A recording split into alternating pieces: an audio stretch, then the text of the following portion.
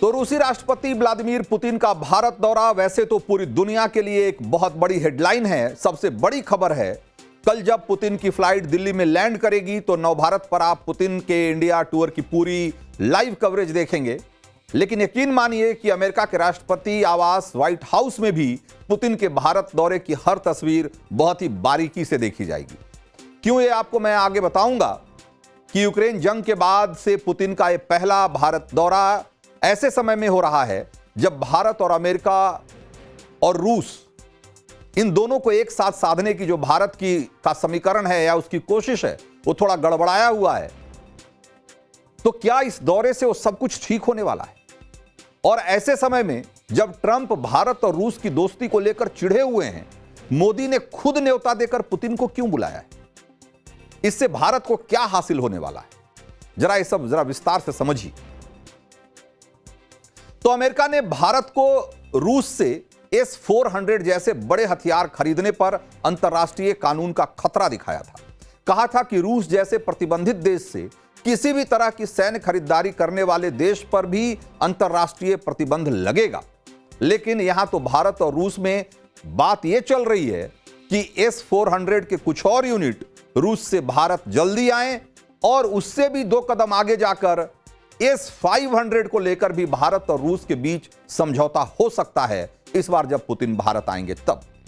और S-500 युद्ध के मैदान में कितना बड़ा गेम चेंजर है वो मैं आपको आगे बताऊंगा।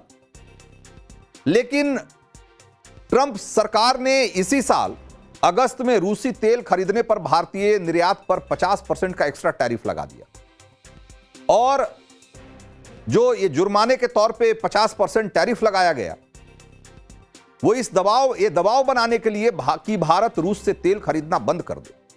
लेकिन भारत ने अचानक से रूस से तेल खरीदना बंद नहीं किया, बल्कि बार बार ये कहा कि देश की ऊर्जा जरूरतों के और हमारे अपने हितों को देखते हुए आगे के फैसले किए जाएंगे।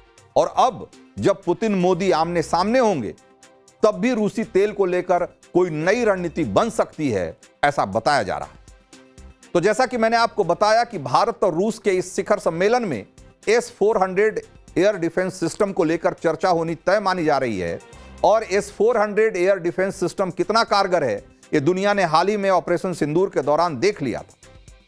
दरअसल अब तक S-400 एयर डिफेंस सिस्टम के 3 यूनिट भारत में तैनात हैं और अगले साल 2 और यूनिट आने की उम्मीद है।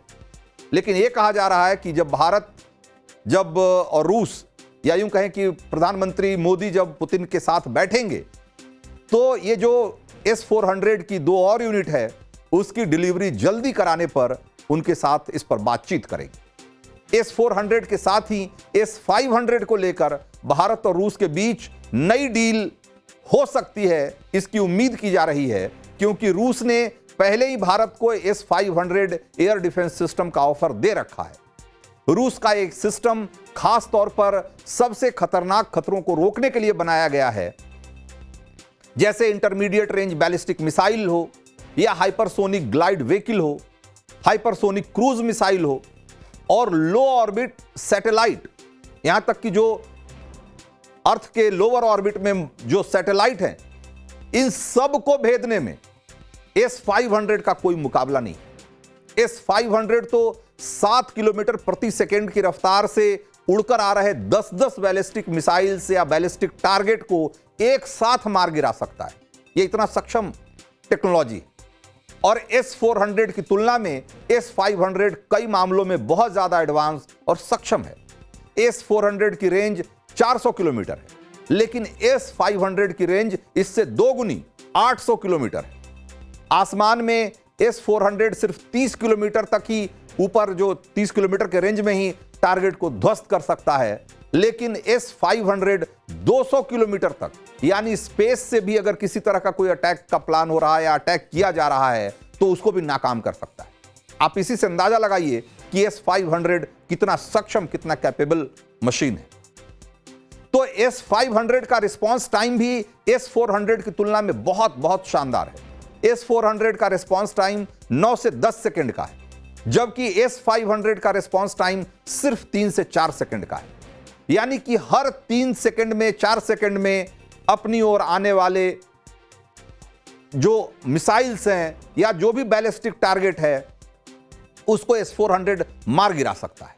इसीलिए S-500 मार गिरा सकता है, इसीलिए S-500 को युद्ध का एक गेम चेंजर कहा जाता है। S-500 के अलावा पुतिन के इस दौरे में Su-57 को लेकर भी बात बढ़ सकती है, और जिसका इशारा क्रेमलिन के प्रवक्ता दिमित्री पेस्कोव ने प्रेस कॉन्फ्रेंस के दौरान दिया था। Su-57 को लेकर भारत और रूस के बीच समझौता मुमकिन है। वैसे जब भी इंडियन एयरफोर्स के लिए 5th जनरेशन के नए मॉडर्न फाइटर जेट को खरीदने की बात होती है, तब रूसी Su-57 की तुलना अमेरिका के F-35 से शुरू हो जाती है। और बहुत सारे लोग कहते हैं कि भाई F-35 ज्यादा कैपेबल फाइटर जेट है। ऐसे में दोनों के बीच जो फर्क है, इनकी जो क्षमता है, उसको भी समझना जरूरी है। ये जानना जरूरी है कि दोनों में से कौन सा फाइटर जेट भारत के लिए बेहतर विकल्प होगा। तो स्पीड के मामले में Su-57 अमेरिकी F-35 जेट से कहीं आगे है। Su-57 2600 किलोमीटर प्रति घंटे की रफ्तार से उड़ान भर सकता है, जबकि जो कि इसको आप मैक 2 के आसपास आप समझेंगे इसकी स्पीड है। और F-35 की जो अधिकतम रफ्तार है वो 1900 किलोमीटर के आसपास है, जो मैक 1.5 के आसपास है। यानी कि आवाज या यूं कहें कि जो ध्वनि की रफ्तार है उसका 1.5 गुना, जबकि हमने आपको बताया कि Su-57 है, उसकी रफ्तार ध्वनि की रफ्तार के 2 गुने के आसपास या उसके करीब है। अब हथियार के मामले में देखिए, Su-57 F-35 से यहां भी आगे बैठता है। Su-57 में कई शॉर्ट और मीडियम और यहां तक कि लॉन्ग रेंज की हवा से हवा में मार करने वाली मिसाइलें इस पर तैनात की जा सकती हैं। गाइडेड एरियल बम तैनात किए जा सकते हैं, जबकि F-35 में हवा से हवा में मार करने वाली मिसाइलें या बम लगाने का ऑप्शन F-35 के मुकाबले Su-57 के मुकाबले कम है। स्टेल्थ और परफॉर्मेंस के मामले में भी Su-57 बहुत आगे है, क्योंकि Su-57 का स्टेल्थ सिस्टम जो है वो बिना स्पीड कम किए मैन्यूवरेबिलिटी को नुकसान पहुंचाए बगैर बहुत अच्छे से काम करता है, और इससे कॉम्बैट में और दुश्मन के रडार से बचकर निकलने में दोनों ही स्थितियों में फायदा मिलता है।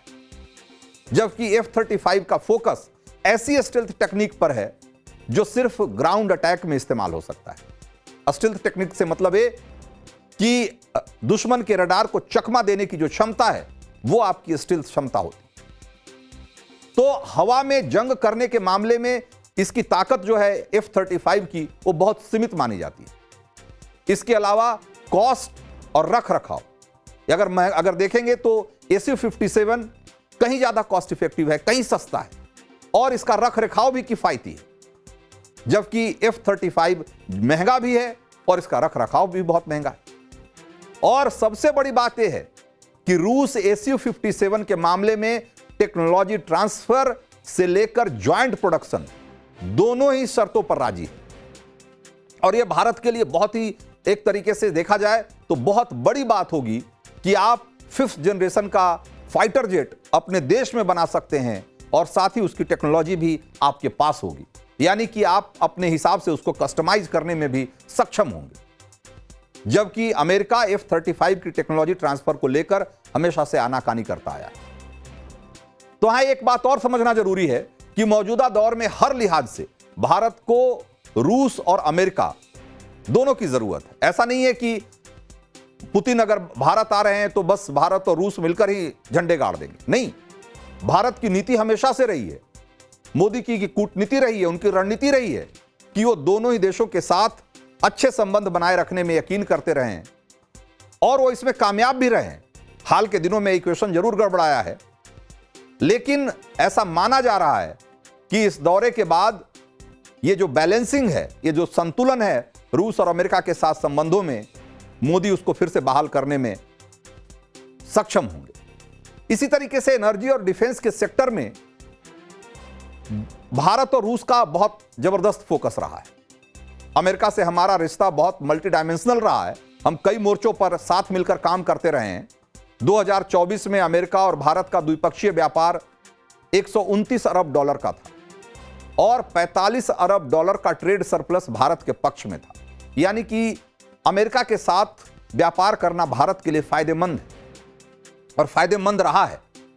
ऐसे में भारत निश्चित तौर पर ये नहीं चाहेगा कि वो अमेरिका विरोधी जैसा दिखे या अमेरिका को ऐसा लगे कि रूस के साथ मिलकर के भारत अलग खिचड़ी पका रहा है। वो ऐसा बिल्कुल नहीं करना चाहता। बहुत हद तक ये कहा जा सकता है कि भारत को अभी अमेरिकी तकनीक की जरूरत है, अमेरिकी बाजार की जरूरत है, अमेरिकी पूंजी की जरूरत है। लेकिन इसके साथ साथ भारत को रूस की भी टेक्नोलॉजी, उसके हथियार और उसके साथ भी साझेदारी की जरूरत है। भारत और रूस का द्विपक्षीय व्यापार 63 अरब डॉलर का है और रूस इसे 2030 तक 100 अरब डॉलर तक ले जाने की बात कर रहा है। तो आप देखिए कि 63 अरब डॉलर और 157-150 अरब डॉलर, यानी 2 गुने से भी ज्यादा का फासला है भारत रूस और भारत अमेरिका के बीच जो व्यापार होता है उसमें। लेकिन अब ये दोनों देशों का फोकस है कि कैसे इस साझेदारी को और बढ़ाई जाए और कैसे इसको 100 अरब डॉलर तक ले जाया जाए। वैसे यूक्रेन से लड़ाई शुरू होने से पहले यानी कि 2021 में रूस और भारत का व्यापार, जो द्विपक्षीय व्यापार था, वो सिर्फ 13 अरब डॉलर का था, जो 2024-25 में बढ़कर 68 अरब डॉलर हो गया है, क्योंकि इस दौरान भारत ने रूस से जमकर तेल खरीदा है। अब जब भारत रूस से तेल नहीं खरीदने या उसको लेकर थोड़ी कटौती की जा रही है, तो अब इस समझौते को या यूं कहें कि इस व्यापार को कैसे बैलेंस किया जाएगा, इसको लेकर के भी दोनों देशों के बीच बातचीत होगी। और जाहिर सी बात है कि ये इतनी बड़ी मीटिंग है और ये इतनी महत्वपूर्ण है कि इस पर नजर ट्रंप की भी बहुत पैनी नजर होगी और उनका भी इस बात पर ध्यान होगा कि भारत और रूस के बीच में क्या चल रहा है, इनके रिश्तों में किस तरह का मोड़ दिखाई दे रहा है।